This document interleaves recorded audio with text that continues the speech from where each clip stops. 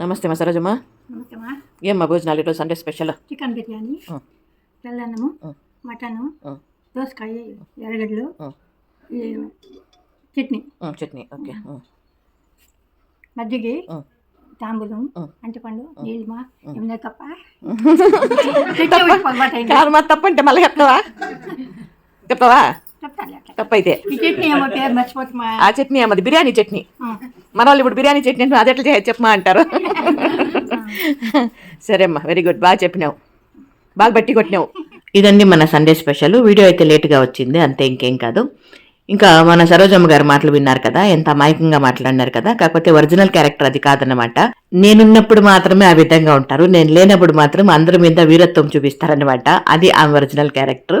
అది వృద్ధాప్యం వచ్చినప్పుడు కొంతమందిలో సహజంగా ఆ విధంగా ఉంటుందండి, చాదస్తం అంటారు దాన్ని, అంతే, ఇంకేం కాదు. ఇది ఈ పూట మన చిన్ని వీడియో. నచ్చితే లైక్ చేయండి.